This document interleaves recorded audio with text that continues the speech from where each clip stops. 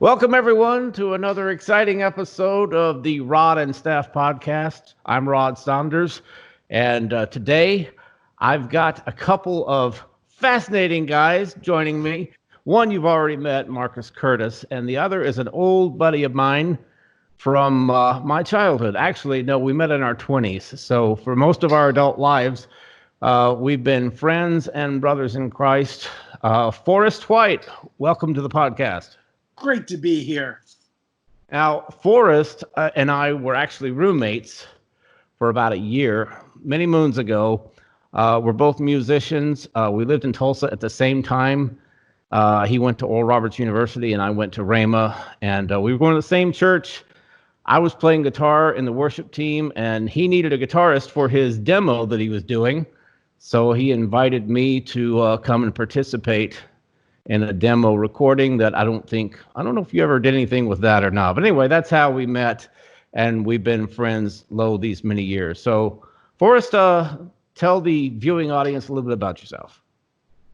Well, I grew up in the Washington, D.C. area, the capital. My dad was military, so I got to spend 3 years in Okinawa. And over the course of my life so far, I've visited 18 countries. I can speak a very basic Spanish. Of course, I was born with English as my first language. I had a experience with God when I was 14. I needed a surgery on my left knee. I prayed, asked God to heal me, and lo and behold, even though I'd been told God doesn't do miracles anymore at the church my parents had drugged me to, or dragged, whichever is the correct English. Your mother was an English teacher, right? She was, yeah. Probably dragged. But the Lord healed me 10 days after I prayed. I had a complete restorative miracle of my knee. The left cartilage that connects to the hamstring was back in the knee the way it should be. And I immediately went out and ran a couple of miles with no problem. And before that, I couldn't even walk very far without my knee locking up on me and sometimes losing balance. So I had a profound miracle experience where I converted to Christ. And I had been, serving the Lord to the best of my ability since that time. I find that once you invite him into your life, he starts to reveal himself. And that's exactly what he's done for me and continues to do weekly, sometimes daily. So that's a little bit about myself. Professionally, most of my work has been in IT, setting up networks, had my own company for a while, and an internet service. I sold that. I've been flipping some houses. And I am doing that at this time. I fix up homes, both for individuals as well as flip houses. And that pretty much summarizes it. Yeah. I'm single. So if there's any gorgeous Christian women out there, we'll be posting the phone number, right here at the bottom of the screen. Yeah. Forrest is not shy, in case you hadn't figured that out. Hey, you can put his phone number in your video description. Yeah. We'll do that. So, Forrest is actually the one that got me started in IT. He told me many years ago, you need to get into the computer field. And so I decided that was good advice, and that's what I did.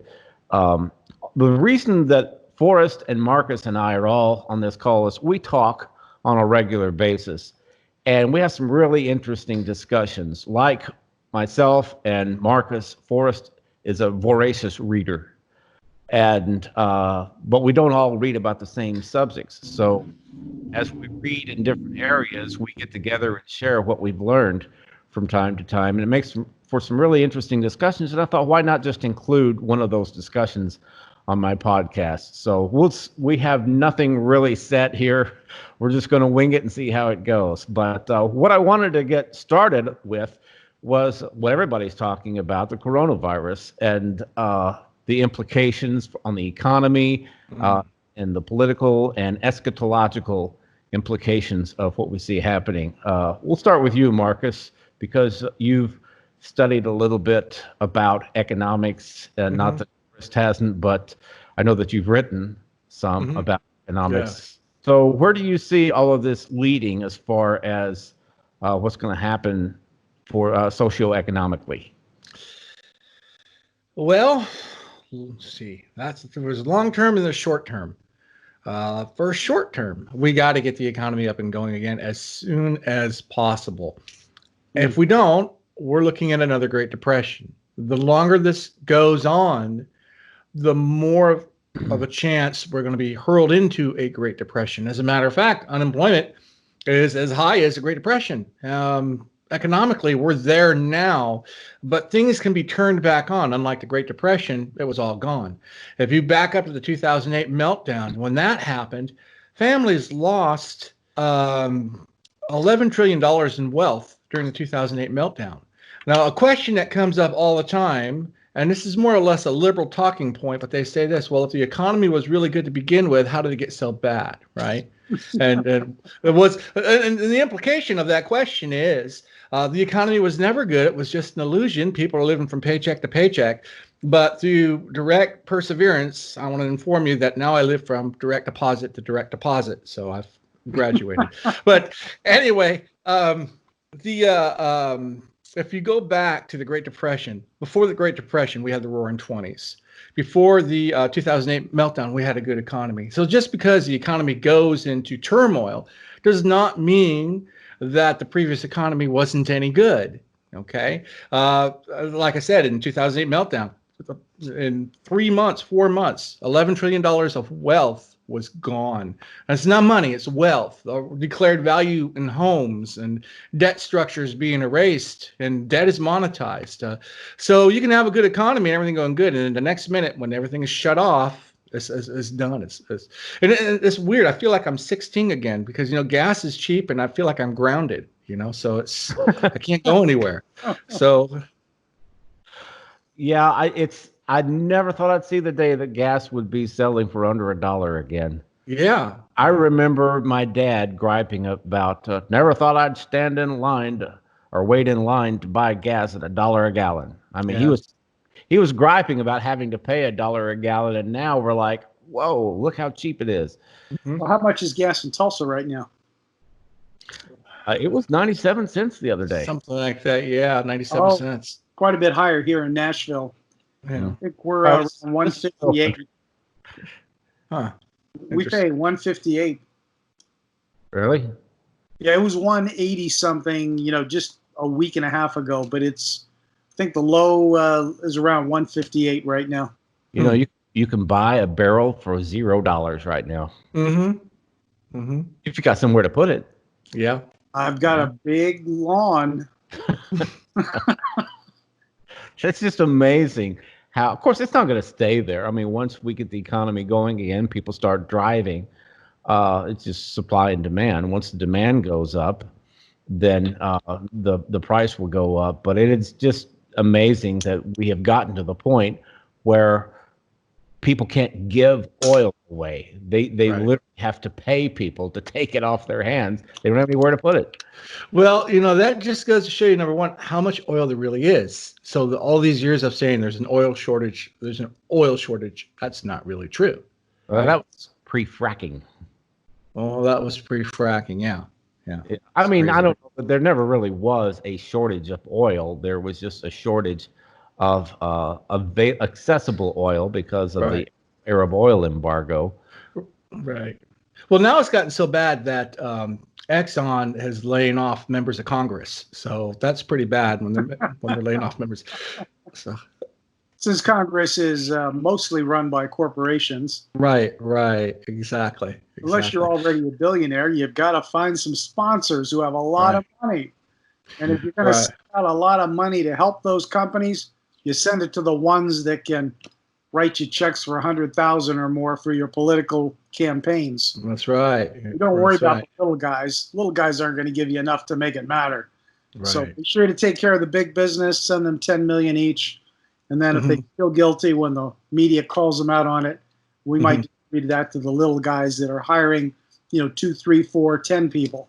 Mm-hmm. Yeah, well, it's important to get everything up and going. And even if everything gets up and going, how stable is it going to be when that happens? We have people like United and American. Those companies are devastated because most of their money is in international flights.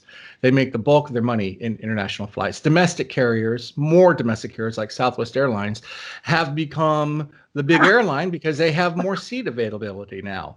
And even though American is bigger as far as aircraft and that kind of stuff, Southwest now is flying with the most seat capacity, which is interesting. But these guys that work for United and American have already received notices because of the CARES Act. Their pay is covered. And it's funny, these companies are trying to get people to have wage concessions, even though Congress is basically paying their wages. And these airlines cannot furlough anybody in order for them to have their wages covered. So that ends September 30th. And after September 30th, all of these airlines have got notices, received notices that basically say on October 1st, expect to be laid off. Now, if the economy recovers by August, I don't think that would be a problem. But the longer we stay unemployed and the longer America is not working, the less likely we're going to be fully recovered. We're going to go back to normal. Then the longer it's going to take to get there. I mean, the Great Depression lasted 10 years. Mm-hmm. So, well, the economy is not like. Go ahead, Forrest. I just said it's artificial. Mm-hmm. The economy was strong before everything was shut down. Mm-hmm. There's no reason why the economy won't be strong again. Now, that transition might take 6 months. Yeah, it's not like it's going to just snap back into place. And a lot of people seem to think that, well, we shut the economy down for a couple of months and then open it back up and we're good to go. And it won't work that way. Doesn't work that way. People will be reluctant to go to restaurants or theaters because there's, you've created a panic now in the public to where they're not going to want to resume their lives as they were before. Right. That means they're not going to be spending like they were before. Right. People are living in fear. And God has not given us the spirit of fear, but the spirit of love and of power and of a sound mind, which is interesting to me because, the opposite of fear is a sound mind. So if you're living in fear, you're not operating with a sound mind. And so, you got people that are going to be going to weddings, graduations are out. That was a lot of people would fly and travel for that. So, and sporting events are canceled. I've never thought I'd ever see March Madness canceled. That was a big moneymaker, not just for the sports, but for the hotels and the rental cars and the people who travel to watch the events. It's big money. Right. And all of that stuff is suspended. It doesn't recover easily. That's revenue that's gone. And what happens when everything opens back up, and people are no longer social distancing like they are right now? Then the case rate and the mortality rate is going to go up. Right. And then you're going to have another panic. I don't think so. I think people are going to change the behavior. Especially older people. Older people know they are the most susceptible, most likely to die. Those 60 or 50 and above, those people are going to exercise more caution. They're not going to go to the store when it's crowded. They're probably going to, if they're smart, they'll wear a mask. Now, I just went to the grocery store yesterday, and I saw lots of people over 50 not wearing a mask. So I could be wrong. Maybe people, they just don't care. But I started wearing a mask because I heard a DJ on the radio station say, "You're a bad person if you're not trying to wear a mask in public." And I thought, you know what? He's right. I don't have to have, everyone see my face. I can hide it and make the world more beautiful. So I got a couple masks, and I've even got a really nice bandana one, I use on special occasions, like when the pretty girls are at Starbucks. So I think people are going to moderate their behavior. That will affect the economy some. But I tell you what, a few weeks ago, I saw a round-trip airfare on Spirit Airlines for $211 round trip from Nashville to Bogota, Colombia. I could not believe it. So if those kinds of deals continue to be available, I mean, $200 to go to another country, I mean, that's a 4-hour flight. Yeah, but what are you going to do when you get there? Everything's shut down. Well, that's why you don't go right now. But as soon as they start opening things up, right now, the state of Tennessee already has a rule. The governor said May 1st, first week of May, restaurants, I believe, are going to be open half capacity. So you have, double spacing between your tables. They're going to open up double spacing. I don't know if that's first week of May, but sometime in May, restaurants are opening. There are already lots open. I've walked up to several shops with my mask on, said, hey, can I get a Subway sandwich? Can I come in? They said, yeah, come on in. There's nobody else in the store. So I walk in, get my Subway sandwich. I go over to Starbucks. Hey, they prefer a mobile phone order, but, I'm tired of everyone spying on everything I do. I want a little privacy. Can I get a cup of coffee without everyone knowing I'm doing it? So I just walked up to the door and said, hey, could you get me a tall mocha? Oh, yeah, sure, but you have to pay electronically. Can't use cash. I said, that's okay. I've got a gift card. They said, all right. So, I've done that several times. So lots of things are open. They just don't have seating inside. I got a pizza last week. They said, you can't come inside. I said, okay. They said, we'll bring the pizza to your vehicle. I said, oh, okay, that's fine. I've got the pepperoni pizza, and bring it on out. And I'd already paid online so that there wouldn't be any cash transaction. Anyhow, They wouldn't take cash? Oh, the pizza place would take cash, but But the Starbucks would. because I was not getting it delivered, I was getting it carry out. It's much faster if it's already paid for. Mm-hmm. And then I give them a tip in cash. And I tell them, hey, this has been laundered money. There's no coronavirus on it. Take it. Mm. I can't believe people are I'm sorry. All this behavior is moronic, and I am not going to be guilted into wearing a mask. You can't tell me. Listen, if a fart can make it through underwear and a blue jeans, a microscopic organism is not going to be stopped by a mask. That's just not just the way it works. It's just people are living in fear. I have a plan. It does if work. you don't want to. I have to disagree with you. I just saw a medical video. The virus attaches to dust particles and water droplets. So if you've got a mask, it does prevent, dust is a lot bigger than the virus. A piece of dust is huge, and it will be stopped by a mask, unless it slips in, through a crease somewhere. But not all of the virus is connecting to dust. I mean, there's some virus that's just kind of floating out there, not connected to anything. It might have some sort of deterrent, but it's not foolproof, and that's my point. I don't think it's foolproof at all. No, it's not foolproof, but it's a great deterrent. It's going to increase your chances of not getting infected. Yeah. Well, I think that if you don't want to catch a coronavirus, just do what I do. I walk around the house wearing a Dallas Cowboys jersey. They never catch anything. So. Don't mess with my Cowboy. Bring back the Cowboys. Rod's a Cowboy fan, by the way. Tennessee Titans.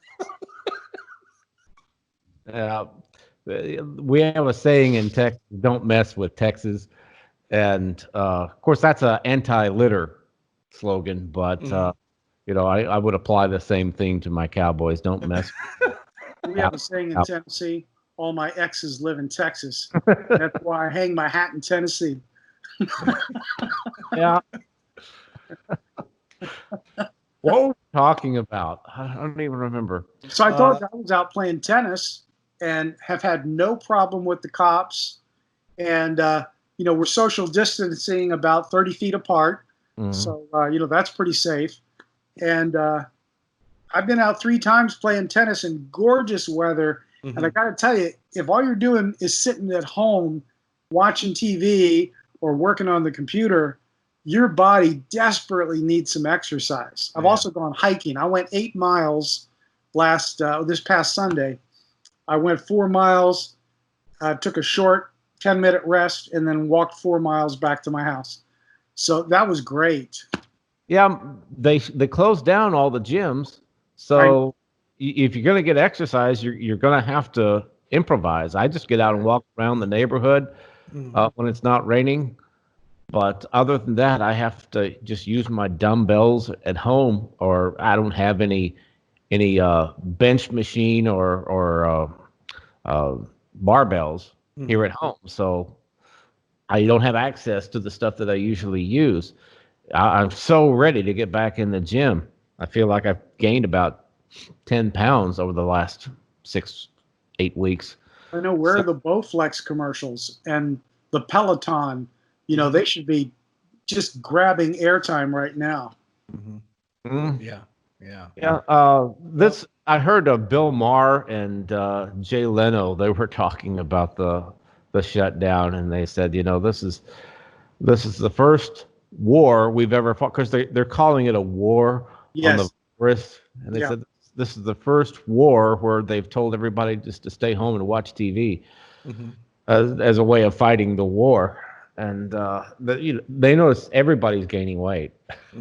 It's just a real obesity epidemic now. Right. Well, the problem with this.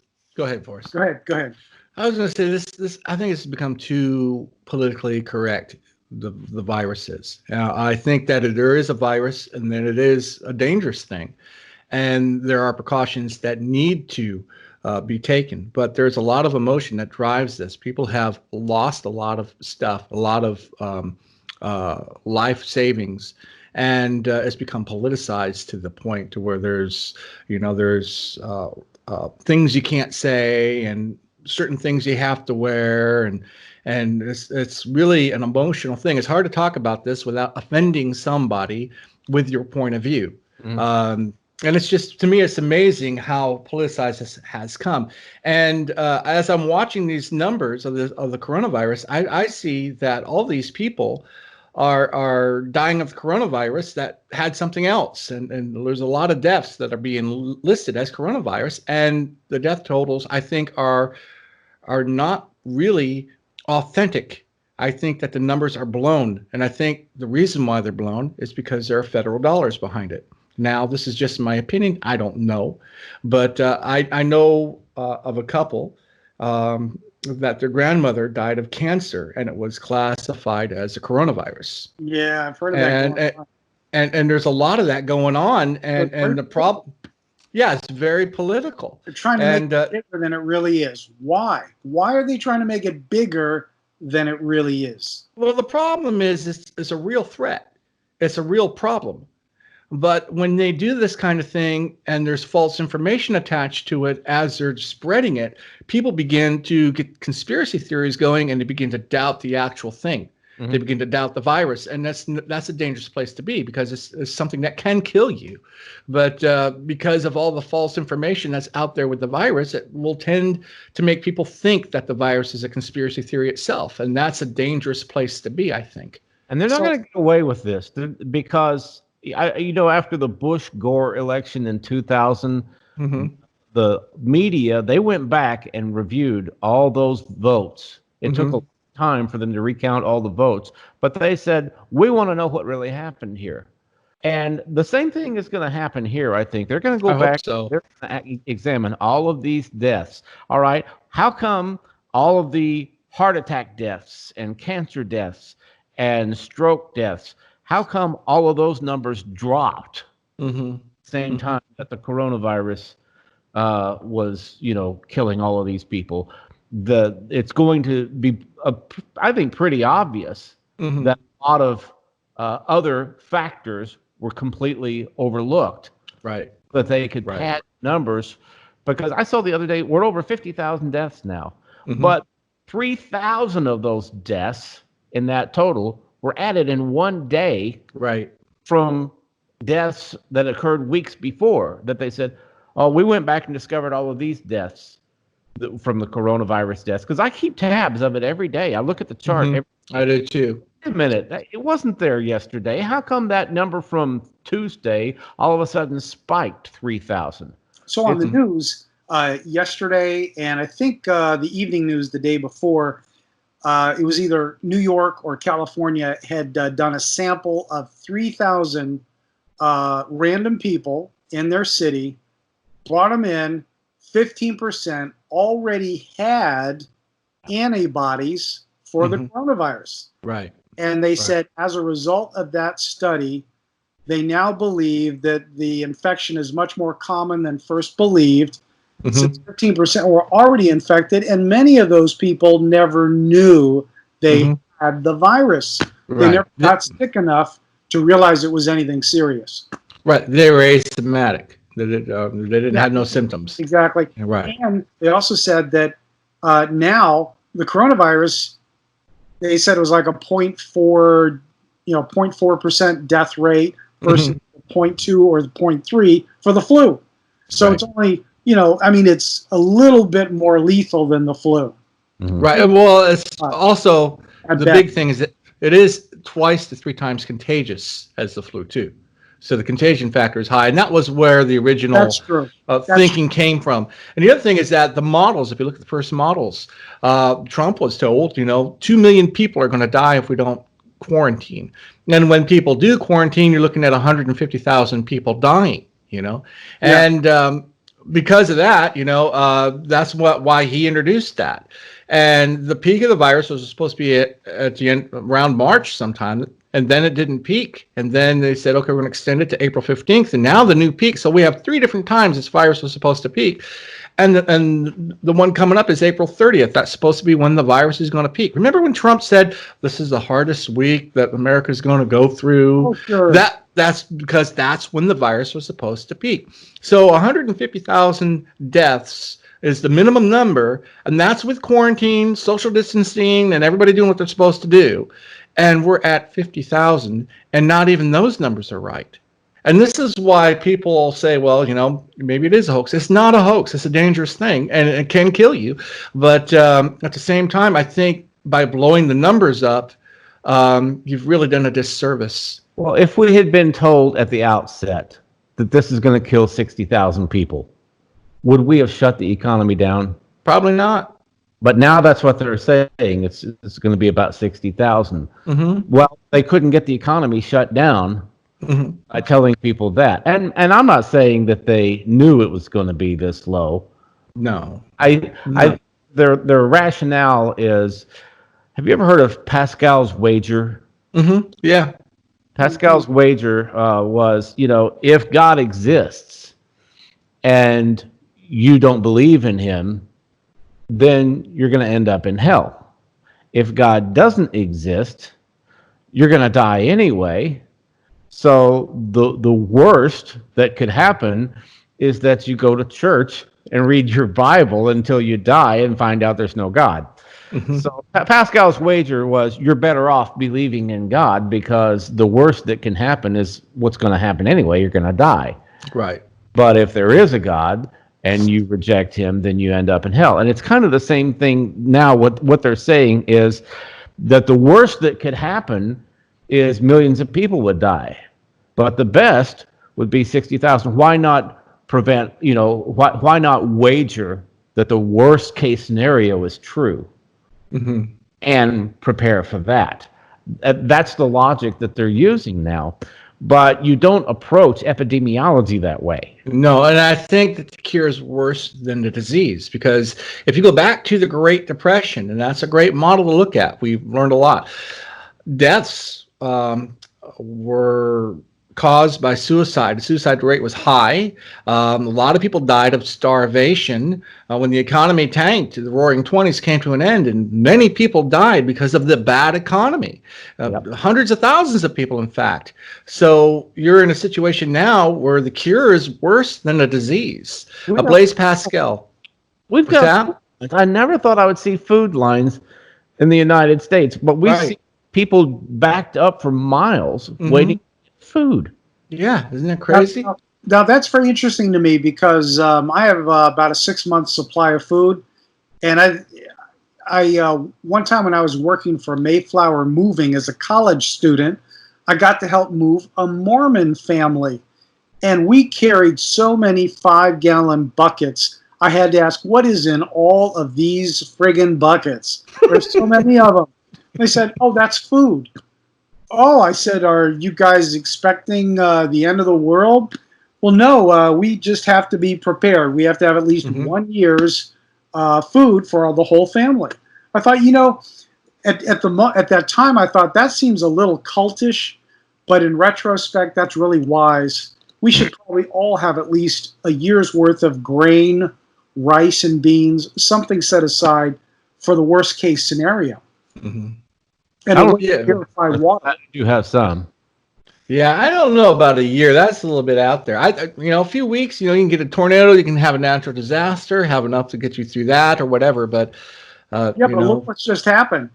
If it weren't for open grocery stores, gas stations, if it weren't for electricity and water, we would all be in big trouble. No food, no water, no electricity, no gasoline. Everyone would be in a whole lot of trouble, and there'd be looting, and some cities would have some serious problems with theft and violence. Do you honestly believe that the government could keep everybody quarantined if they didn't have supermarkets and that kind of stuff?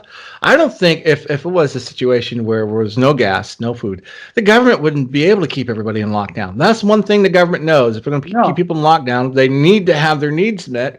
They don't want them to leave their house, so they need to have their needs met, and so we need to keep the grocery stores open and that kind of thing.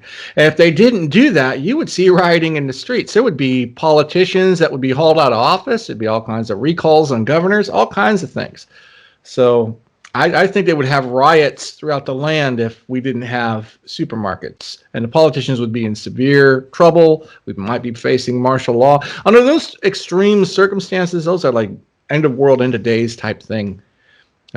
I don't know. I just saving for a year to get you through that is. I think a year might even be too short a time period. Because if there is all out nuclear war, or if we do have a pandemic with a truly lethal virus, which we already have many in our labs at Dugway Proving Grounds. China has them. Other countries have these lethal viruses like France. If a true lethal virus was released in the U.S., much more lethal than the corona, like an Ebola, a derivative, it would be awful. And people very much would need to have water, safety, some kind of security, and food, water, safety, shelter. And preferably, people need to think about what group they would congregate with, because there is safety in numbers. And if one member of the group's a doctor, another member is an expert in security and use of firearms and military tactics, another is an expert in creating clothing, gardening, growing your own food. You need all these different people to make a small group of people reasonably safe and secure. Wow. I know that's a worst case scenario, but we have all the weapons to make worst case scenario happen right now. And coronavirus may only be a small warning of what is yet to come. Yeah, I don't think I have the closet space for a year's worth of food, but that may be coming out everywhere. People who live in apartments, they're not going to be able to do that. And when you talk about those end of the world case scenarios, I'd say, come Lord Jesus, there's an end of case world scenario I want to prepare for. I think the best way to prepare is to check your relationship with Jesus and trust, because what if it's God's will for catastrophe to occur, to bring about great revival and opportunities to lead people to Christ? What if that's part of God's plan?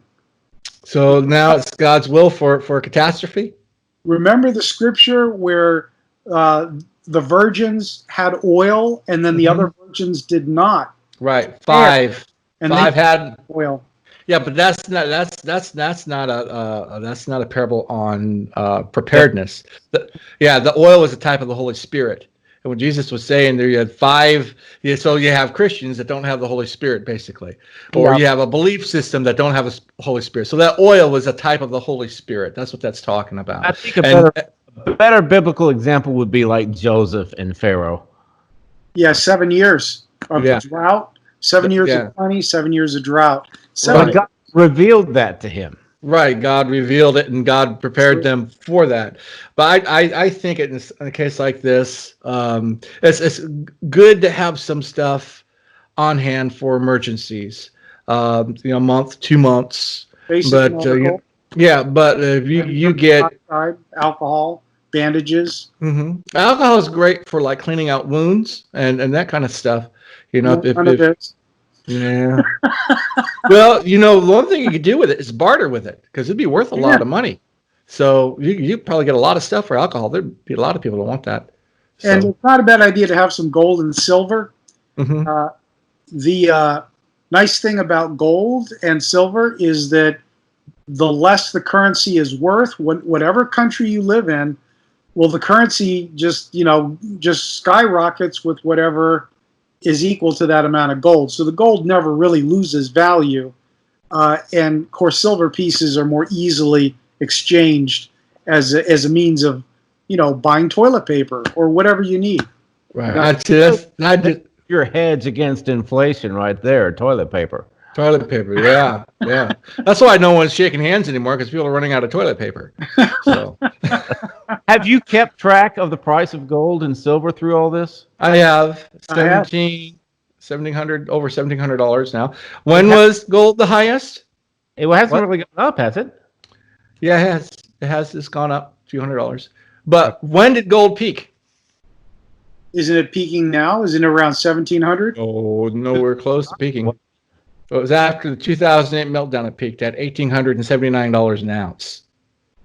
Times are hard. Times are tough. People thought, well, we'll get gold and silver to get us through these hard times, all right? $1,879 an ounce. In 2011, you can Google it. You'll look it up. 1,849.79, somewhere in there, but it was between $1,850 and $1,900 an ounce. And so all these people went out and bought gold. They got gold coins. They got them by the ounce, and the dollar stabilized, and gold fell to $1,100 an ounce. Well, you don't buy your gold after the catastrophe. I understand that, but point being that gold does drop in value and it does go up in value, and it's on the stock market every day going up and going down. And yeah, when bad times happen, gold will go up in value when the dollar destabilizes because people are looking for a way to barter. Absolutely, that's true. And silver is the same way. People run the silver and treat silver the same way.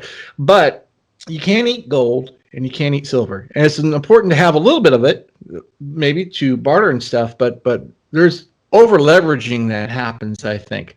And these people who in 2011 bought all this gold for $1,879 an ounce still have not recovered their money, or they took a loss if they sold it.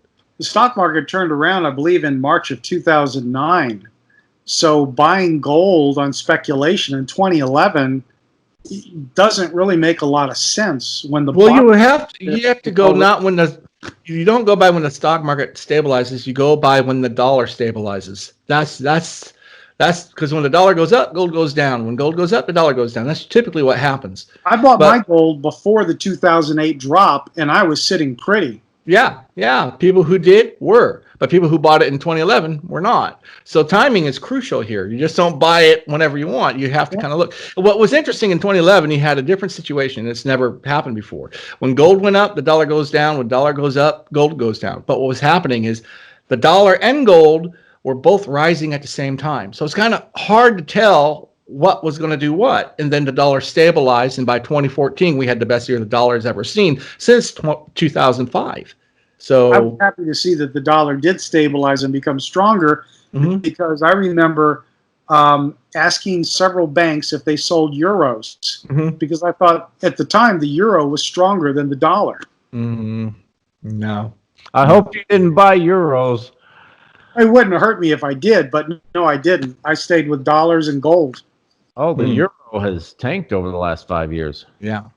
And I don't know if you noticed, but oh man, I wish I had bought Bitcoin because I had the opportunity to when it was 300. Of course, now it's actually had a nice rise and drop and rise again by $2,000. It went from went down to around 5,500 and zipped back up to around 71, 72 lately.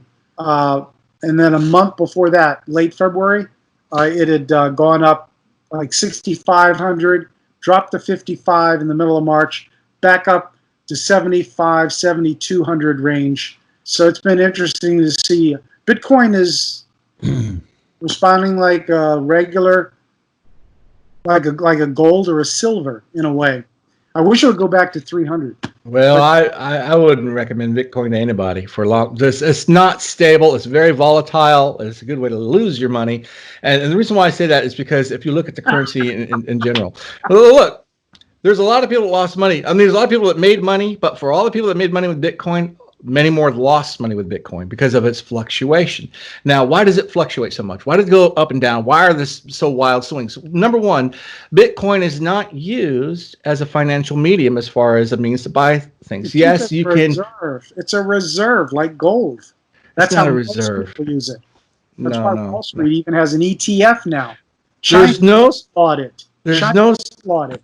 China outlawed it. Yeah, there's no central bank in Bitcoin, and they tout that as a benefit, but that's not a benefit because the central bank can contract the money supply and expand the money supply.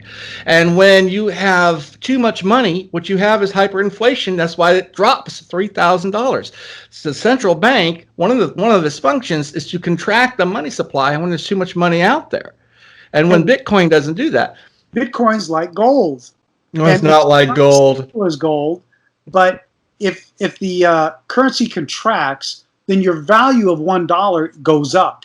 Would you agree? If you have less money, then that dollar is probably worth more. No, I would not agree. I would not buy Bitcoin for nothing. It's the most unstable thing. Old-fashioned. You're living not old-fashioned. Century. There are no safeguards. Sure. None. So is blockchain. The point that Forrest was trying to make is that cryptocurrencies can expand and contract just like the regular money supply. We'll go up and down, sure. We had 20,000 for Bitcoin. What was that, last year, 18 months ago? We had 20,000. Why did you have to ask yourself why? Why did we have 20,000 for Bitcoin? Because in January of that year, it was $900 and it went up to 20,000. Why did it inflate so much? They ain't making any more. No, that's somebody bought a bunch. Hedge funds started latching on to cryptocurrencies. And when these hedge funds started latching on to Bitcoin, it went from $900 to $20,000 by December. And it all came crashing down when all these guys that bought the currencies primarily used as an investment. And that's not the function of a currency.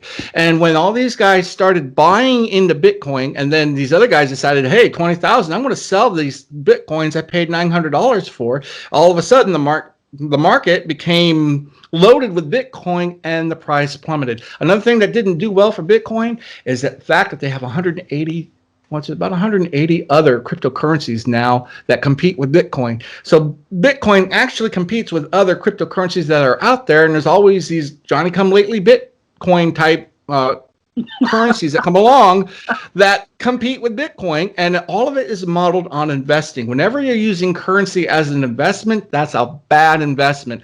You're better off with gold and you're better off with silver. If you bought at $300 and it went to 20,000 and you decided to sell, you did okay. If you didn't sell, you still had a very nice investment. If you bought it in 2014. That's true. But if you bought it for 20,000 and it went to 5, that's a bad investment. If you buy at the top of the market, you're speculating.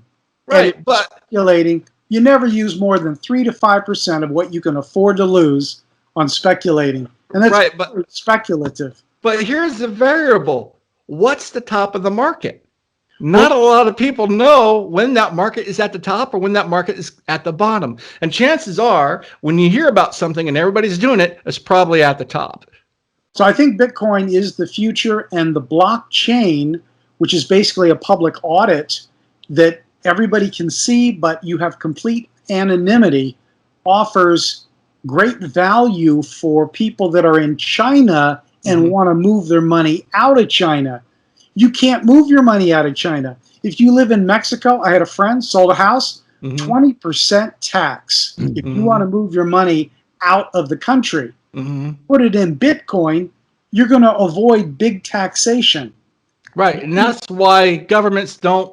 That's why China outlawed it, by the way, and Yeah, governments because they don't like want Bitcoins to. because the anonymity, like you pointed out, you can be anonymous and use it. See, Hey, and That's because nobody wants to stay in China after they make enough money to live somewhere else where there's Mhm. freedom. They don't want to stay there. But China Right. doesn't want them to leave, so they put their hooks into them and say, you can't have Bitcoin or XRP or Ethereum or anything. You have to Well, stay here. right, and that's why China outlawed it. But also, if you notice, governments, when you pay your taxes, it has to be in whatever currency unit that they have. The thing about a currency, what makes a currency popular is how well you can use it in commerce. And a nation that has their currency is not going to accept. The IRS is not going to accept Bitcoin. They want dollars. And any business that accepts Bitcoin is not paid in Bitcoin. They have an exchange fund that would you pay your Bitcoin, and there's a Bitcoin exchange that gives that business dollars, and the percentage that they pay is less than having a credit card. So for a business to take Bitcoin, it's like having a credit card because they can take that Bitcoin, but they're still getting American dollars in exchange. American dollars is what they want, what these businesses want, and American dollars is what's in demand. That is the currency. The Bitcoin, as long as it's an investment and not in a currency, it's not stable enough to use.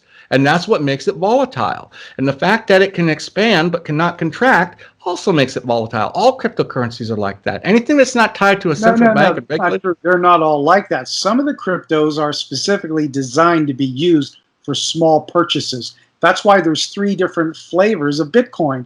One is called Bitcoin Cash. That's the one that's intended to be used for purchasing small items. But really, there are others that are better, like Ethereum.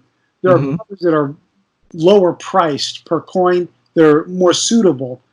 Also, one big problem with the cryptocurrency is the amount of time it takes the hashing to take place, the Right. The calculation. mining. The Right. mining takes The time. mining. Right. That's been a big problem with cryptos because the more people that use the currency, the slower it is for the retailer or whoever you're paying to get their money. Mm-hmm.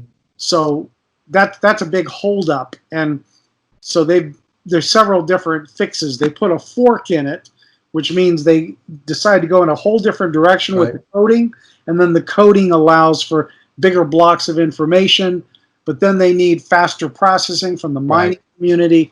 It's in the infancy. It's still at the beginning, but a cryptocurrency has a very bright future because it can't be modified without a community agreement. It can't be modified, and the public ledger shows exactly what's going on. It's Okay. got a bright future. Go ahead. Would you agree that in order for it to be the future, the currency of the future, that it has to be more stable? I mean, Yeah. as long as it's fluctuating the way Yes. that it is right now, it's not really going to have the appeal that it would need to be a global currency. I mean, And like you're talking. that's what's happening in the crypto world is things are becoming more stable. There is, there's over 100 different kinds, but there are some that are showing great stability. I can't name the coins, but I've looked at their charts, and there are some that, if you look back, 3 years, you can see reasonable stability in some of these cryptocurrencies, and some of them are backed by like organizations in Switzerland that have a big banking background and are trying to position the currency for trade, not for investment, but specifically for transactions. Now, I like cash because it gives me anonymity. Mm-hmm. And that's what crypto is trying to also offer, except you don't have to carry it in your pockets Mm-hmm. and have fear of getting mugged or losing it if it falls out of your pocket. Mm-hmm. Yeah. It is the future. I'm telling you, it's the future. but it may take another 10 to 20 years for it to really mature into a regularly used currency. And Bitcoin may not be the winner. You know, the UN may get together and say it's going to be this, and it could be a standard. I think if any cryptocurrency makes it as the currency of the as a global currency, I think it would be Bitcoin. I don't. The most awareness. Most people know what it is. Right, but they don't know the others. Marcus and I have talked about this a lot, and I think he's even written about it some. Mm-hmm. I got 3 articles on my blog that go into detail about pump and dump schemes and all kinds of things. Of the future, according to Marcus, is going to be the dollar. Mm-hmm. Now, a lot of people think, well, because oil just bottomed out, petrodollar is dead. And for those of you who don't know what the petrodollar is, it goes back to the Nixon era, where all oil is purchased, except there's a couple of countries, but most countries buy oil in U.S. dollars. And that gives the dollar value internationally. Abroad, yeah. Well, the United States has been able to dominate in the area of oil and more or less forcing other countries to buy in dollars for many decades. But that's changing now because we have, China has awoken. The Chinese economy didn't really exist very much for the world 40 years ago. And now it's just, it's blooming like a flower in the desert. Same thing for India. India also is just taking off with new middle class. Middle classes that never existed before now exist in India and China. And so as a consequence, with Russia and also with China exerting tremendous political pressure over African nations by providing loans, by providing medical services, by politically getting involved with those countries and cornering the market on those special elements. What are those rare earth metals, rare earth elements? They're these rare earth things that are found mined in these African nations, like coltan. Coltan comes out of the Congo. No one knew there was any use for coltan, but coltan dissipates heat from your laptop. It's in every laptop. It's in every iPad. It's in every phone, cell phone, and it's making Congo or the mining companies rich. And these rare earth minerals, they've been cornered by China while everyone else was completely asleep at the wheel. And China cornered the market and raised the price 3 to 5 times. I verified that online. The price has gone way up. Now the U.S. is trying to get a lot of researchers into finding alternatives that are man-made to replace these rare earth minerals. But because of this new power being exerted in China, India, Russia, and maybe in the future we'll see, the Euro nation become stronger and more powerful as well. I think the power of the dollar is going to decline, unfortunately. It might. I mean, there's nothing that says that it won't. But I don't think it's going to happen overnight. And if you're looking for a currency, if you're looking for a currency that's an electronic currency that is can be used in commerce and can be used as the mark of the beast, believe it or not, the dollar does fit that bill. They have chips that they can put in your hand. And my point is, if you're looking at it from a biblical prophecy perspective, the dollar doesn't need to crash for the mark of the beast to come. The dollar can morph in to that mark of the beast or that electronic currency because it's got all the infrastructure already in place. So if it crashes and you're looking at another currency that has to build all the infrastructure from the ground up. So that's why I think, the dollar could very likely be. I'm not saying that it is. That's important. And I'm not saying that it's going to be. But as a candidate, definitely is.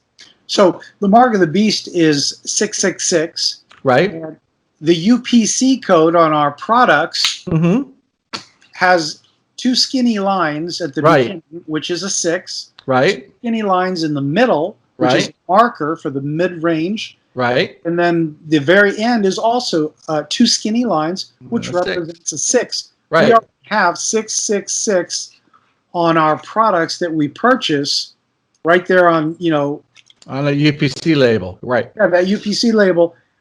And the originator of the UPC code had 6 letters in his first name, middle name, and last name. And he wanted to put his own little signature on his creation, and that's why he did that.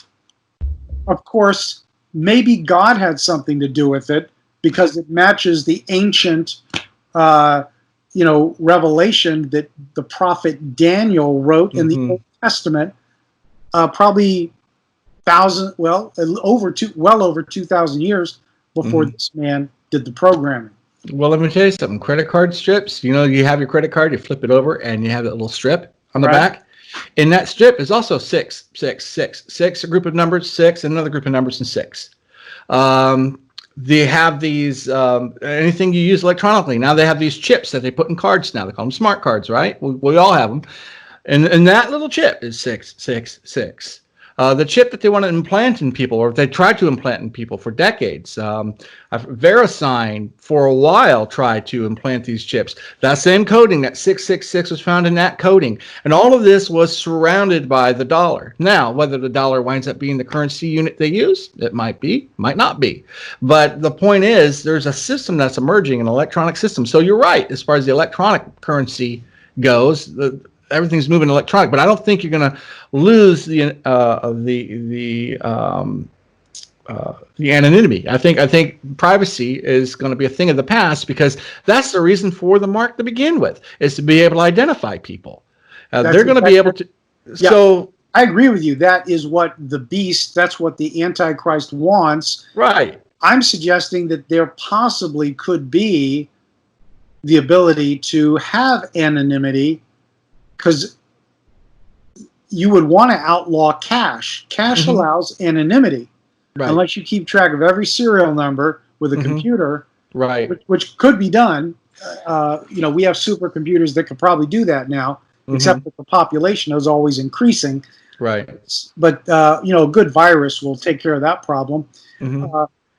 But I agree with that, but for those that want to operate without being under the magnifying glass of the government or whoever's in charge of the world, a cryptocurrency may be the solution. Silver coins may be the solution, but it's going to happen somehow, because if you don't want to take the mark of the beast, then you should go with a cryptocurrency. Well, we don't know that yet. That's yet to be determined, because they may have means of still determining your identity by where you log into the internet. Right. Every computer, like the computer I'm on right now and the ones you're on, have a unique, it's called a MAC address, machine accessible, code or something. There's a unique address to every computer in the world, every network card. And occasionally, somebody will find a network card that has the same number. And it's because China was making knockoffs, or somebody in Malaysia was making copies. But normally, you have a unique number to your computer and to your network card that no one else in the world has. So it may be a moot point. It may not be possible to hide your identity. But, if you buy a computer used, from the third owner or the second owner, it's going to be hard to figure out who you really are, as long as you never log into email, you never log into Google, you never log into Hulu. There's so many things you can't log into if you want to try and hide your identity. So, it may not be practical. If you're trying to pay your utility bill, they'll know exactly who you are on the first bill you pay. Right. So just to clarify, Forrest, do you believe that in the Antichrist or the beast system, do you believe that the global currency would be a cryptocurrency? I don't necessarily. It won't necessarily be crypto, but it will be electronic, because even in the poorest nations of the world, and this is the amazing thing about how our world is changing. even in the poorest countries like Mozambique, everyone's got a cell phone. Okay, they may not have a car, they may not have a TV, but they've got a cell phone. Even if the family only has one, they've got one cell phone. And some of the African nations, like I believe Kenya, if I'm not mistaken, it's Kenya. One very smart entrepreneur who owned a communications company started selling the cell phones like dirt cheap, maybe giving them away, and actually providing a system that is like money on the phones. And people pay each other in a virtual currency right now in, I believe it's Kenya. Correct me if I'm wrong, but I'm pretty sure that's the country. And so these poor people, you know, they can pay for things using a virtual electronic currency through their phone. And the other guy who's receiving payment, I mean, it takes a matter of seconds for him to receive the payment. And it gives him a ledger and shows how many points ahead he is or how many points down he is. So it's already being done. I think that is the most likely currency form we'll get. Probably not crypto, because a one world government needs control. They want control. And you can't have control with a cryptocurrency that has a public ledger with complete anonymity. Right. The Antichrist won't go for that. He'll say, no, I want to know who everybody is. And he'll try to force everyone, as he becomes dictator of the world, to take a chip in their hand or on their forehead, just like the Bible says in Revelation. Well, go ahead. That's probably where we differ. I don't think the Antichrist is going to be doing that. I mean, if you look in Revelations chapter 13 and you tear it apart, I think we had this conversation before, but the government will push it. Well, no, not the world government. It's interesting. You see about this beast that rises up out of the water in chapter 13. You go down and you see a lamb that speaks as a dragon, right? And he has two horns. And all the stuff that he does in the rest of that chapter 13, that mark of the beast is attributed to him. It's not attributed to the Antichrist or the beast. Okay, so the mark of the beast is attributed to that lamb that speaks as a dragon, and he has two horns. Let's stop and think about this, that lamb, but he speaks as a dragon. Anytime lamb is used in metaphoric fashion in the New Testament, it's talking about Christianity. The lamb slain from the foundation of the earth, okay? 24 times it's used, I think, in the New Testament, somewhere around there. This is the only time in the Bible where it's used in a way to where it says it's not really a Christian, it's a pseudo-Christian. Speaks as a dragon. A dragon is a demon. Right. So it's a type of false Christianity, speaking as a demon, and he has two horns. Horns are what, like kingdoms, right? So you have two horns that are kingdoms. What two horns? Now, Catholic, I'm not saying this is... No? Well, let's think about this. If you look at the Muslim religion, one of the things that they they strongly oppose is a cross.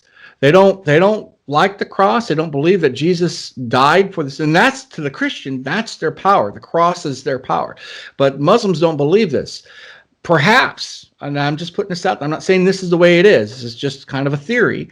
But perhaps there might be some pope that comes along that says we don't have to believe in the cross anymore. And the Muslims will say, that man's heard from God. And that pope will align the Muslims with the Christians together, and that will be the lamb that speaks as a dragon and has two horns. I mean, 1 billion followers each, right? Right, exactly. And if you look at those churches in the Middle East, in Jerusalem and in Bethlehem, they're all guarded by Muslims. We have Christians that show up and pray for Muslims when they're in the hospitals, but the only thing is they have to take the crosses off of their rosary when they show up. And Muslims like Christians praying for them, but they don't want them to use the cross. That's the one thing. The actual thing that's used for atonement is removed. So I could very much see, and I'm not saying this is the way this is going to play out. Don't misunderstand me. But this could be a likely scenario that this some form of Christianity comes along some popular form, unites all the religions together, unites the Muslims and unites the Christians together. And then that's the one, that's the creature. If you read through Revelations about the middle of the 13th chapter on down, I think starting with verse 11, that's the creature that actually brings about the mark of the beast. It doesn't come from the Antichrist, and it doesn't come from the beast. It comes from that lamb that speaks as a dragon and has two horns. I think I heard from a friend of mine that's done some international travel that they're already having parties. I believe it was Sweden, might have been Denmark, but I think it's Sweden. They're already having parties to get their chip installed in their yeah. Yeah. For buying and selling, to make the transactions. Right. You can't lose your debit card now if it's embedded in your wrist. Exactly. That's going to be the monetary form. The problem is with these chips they have now, though, is there's not a lot of memory, not a lot of room on them. As the technology progresses, they'll be able to hold more information. So the ones that are getting these marks now, they're not, and they're putting it in the right hand or they're putting it in the forehead, which is interesting too, because they discovered that the battery, the type of battery that's in there, is recharges by body heat, and the best place to put it is in the right hand or the forehead. That's where the body heat will recharge the battery in the chip. Excellent. So it charges itself indefinitely as long as you're alive or you don't have the coronavirus. Right, exactly. Like overload the circuit with too much heat. Well, if you get the coronavirus, it's gonna charge because you're gonna have a fever. So it'll charge just because of that. So this coronavirus, I watched the video, very good video with a lot of evidence to suggest the coronavirus might be made by man.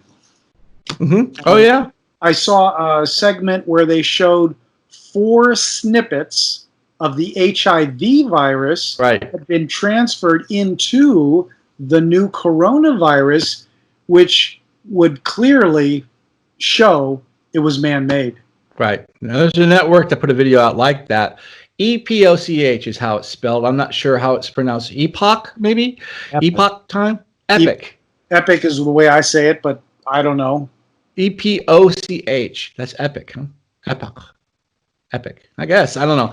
But anyway, they name is EPIC, Epic or Epoch. I don't know. But it's a Chinese American backed publication. Yeah.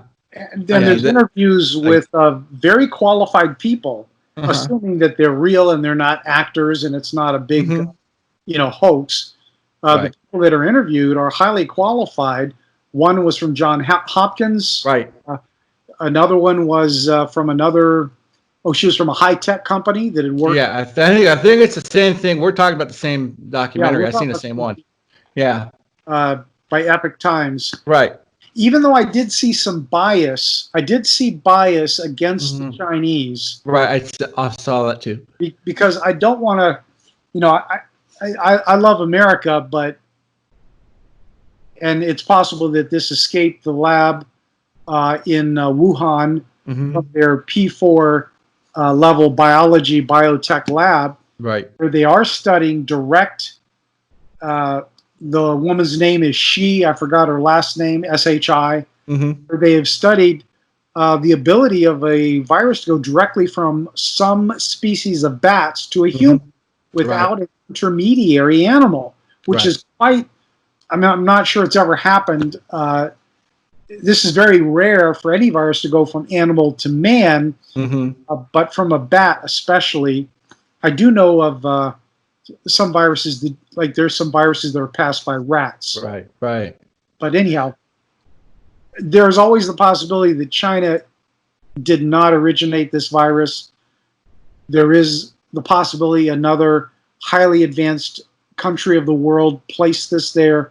But the most probable, if it was engineered by humans, the most probable seems to be China.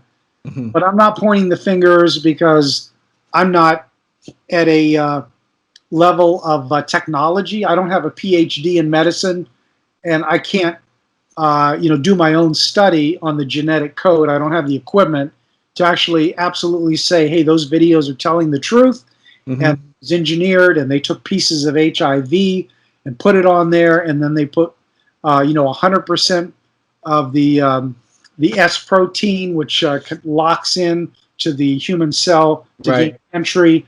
I can't say, those people are all saying that's what's there and that it seems to be man-made, but I can't say for certainty that's the case. I don't have knowledge. At first, when people, the first reports were that it came out of the wet market in Wuhan. And people who were saying it came out of a laboratory were just seen as conspiracy nuts. But they started actually finding evidence that there were no bats at the wet market in question. And they also found 1/3 of all of a study of the initially infected people, about 50 people, 1/3 were nowhere near the market, nor did they have contact with anyone at the market, which suggests it came from somewhere else than the market. Oh, yeah. And there's a lab, 2 miles away? From the wet market. And also the bat that the virus came from is 1,200 miles away in a different province in China. These are all things that were pointed out by that video. Now, I haven't had a chance to fact check it, so I'm not going to say that that's the way it is. But it was interesting to me. They had some American doctor that went over to China and talked about how their safety protocols are out of control. They don't do anything safety-wise. And that didn't surprise me, because you're talking about a country that has 33 cancer villages, where everybody in that village has cancer, and that's near the industrial plants in China. You're also talking about somebody that doesn't have great EPA standards, and they don't really have any EPA laws in place. So they're more or less sloppy in that regards. Right. So if they're doing a biolabs, I would imagine they have the same type of lax standards. I would agree with you. They have no inspection of food. Right, exactly. No, they have no inspection of food. At least we in the U.S., the USDA, does some kind of inspection of 1 to 3% of the food. Right. China, nothing. Right. I don't want to eat any food from China. I'm sorry. I love Chinese food, though. So don't anyone be offended. Well, what's funny is that you have all these conspiracy theories about all these protests in Hong Kong and then China releasing the virus. I don't think that's at all true. I disagree with all these conspiracy theories that are out there. I think if it did come from a lab in China, it got out by accident and China went, whoops, and then it tried to cover it up, which is the reason for the propaganda machine, and it just backfired. I think that's the simplest answer that makes sense. Yeah, that's the most, but I don't know if that's even true. I don't know. All I can do is speculate. I don't have evidence, and I'm weighing everything from a laptop, that's across the other side of the world. So what do I know? Now the timing of this virus is very interesting, because it took away all the media coverage of the presidential nominees for the Democratic Party. All the attention was taken away from Bernie Sanders. Became a footnote in history. Nobody was paying any attention to the presidential race. It's been out the window. And also, I think that the media has gone out of their way. In my opinion, mainstream media can now be called the Democratic media complex. Yes, they can. Because they purposely attacked Trump. First they said, this is a real thing, and Trump's not doing anything. And then when Trump finally stopped travel to China and Europe, even earlier than most people expected, then they changed the story and said, he's not doing enough. And I can find some fault with Trump. There were some things he should have done.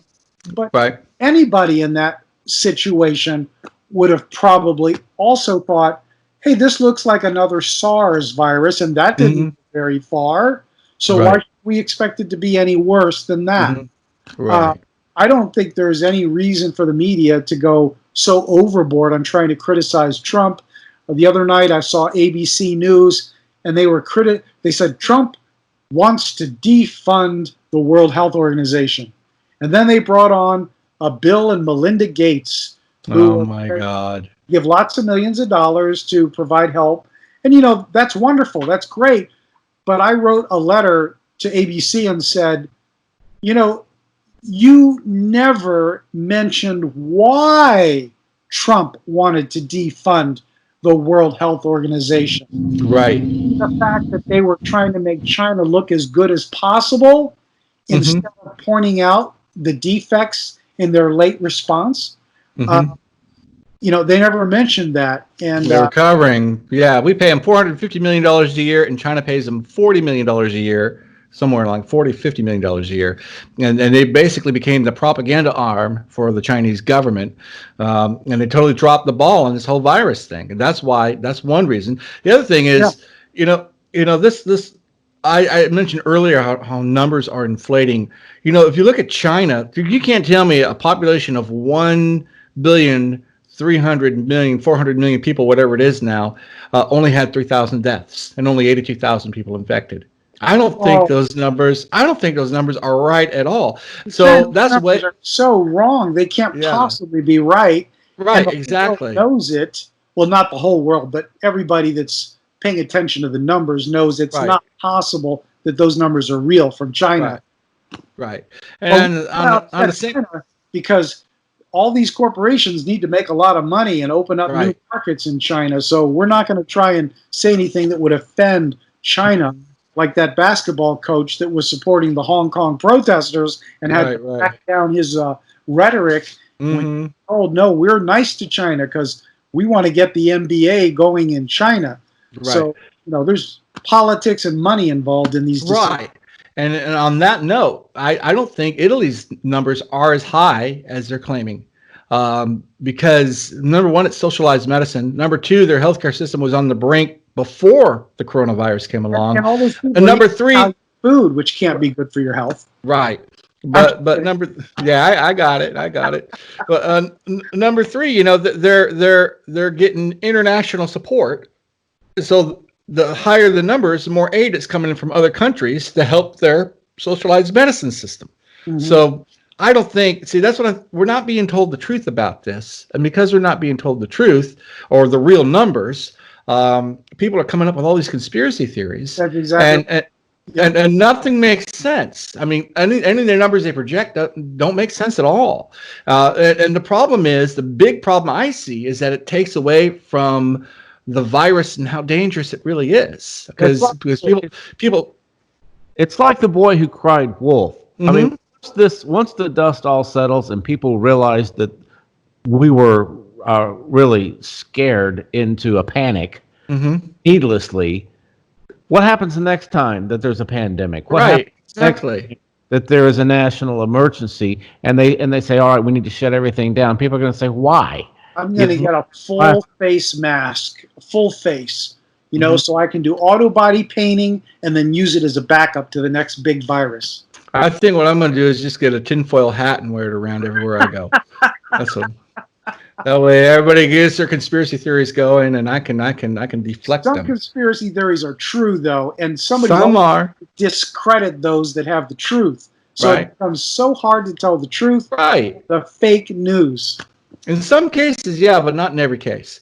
And the problem is, when you have the media that's not telling you the truth and they have an agenda, and you have everybody has an agenda.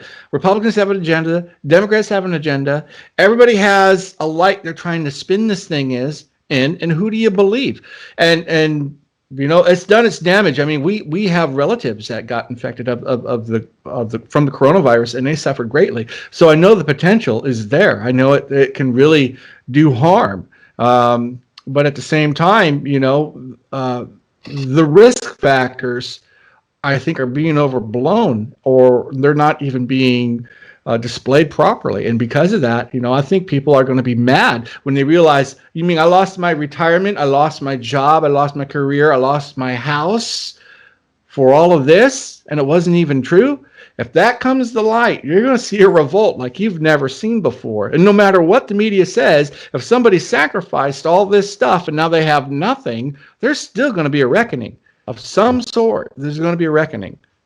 Well, Americans are, I think, you know, we have a culture and a nation that wants to pull together and work together. We've always had that culture since World War I, World War II. probably before that, when we fought the British for independence. Mm-hmm. We are independent people that will work for a common good with a lot of enthusiasm and a lot of of our putting our own skin in the game. But we're also a very rebellious people if we think we're trying to control us, and it does seem like they're trying to control us a little bit beyond what's reasonable.